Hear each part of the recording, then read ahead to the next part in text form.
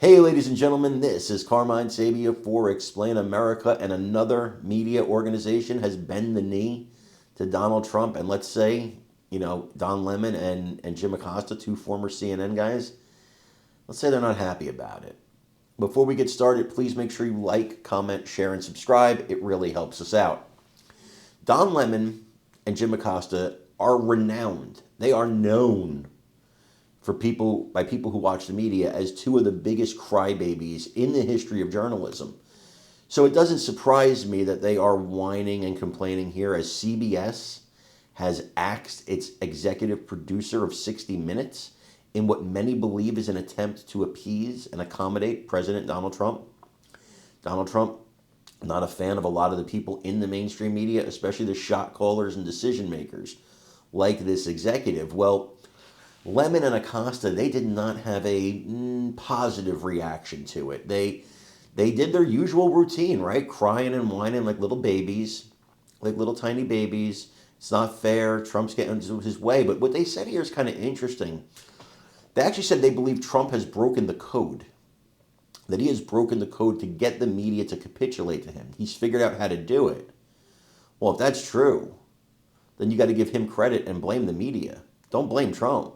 Because if you could get people to capitulate to you, you guys would still be working at CNN. I want you to watch this video of these two whiny crybabies and let me know what you think in the comments.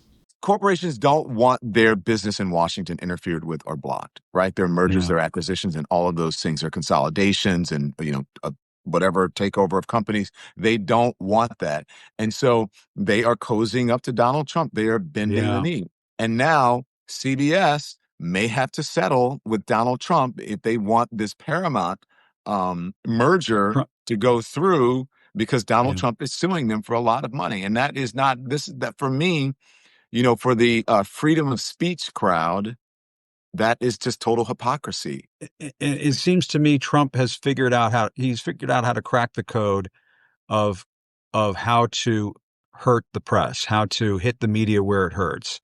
And in part because these companies should never have been allowed to take over these news organizations to begin with and have the kind of sway and influence over these news organizations that they've had over the last, 20 or 30 years that, Don, you and I have been in this business. We've seen newsrooms get smaller. We've seen bureaus get shut down. We've seen talented journalists, photographers, producers, writers, and so on get laid off, all in the name of corporate downsizing and saving a little money here and, investor confidence over there and shareholders value, blah, blah, blah.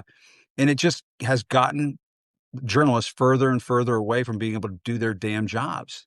Yeah. And it's now infected 60 Minutes.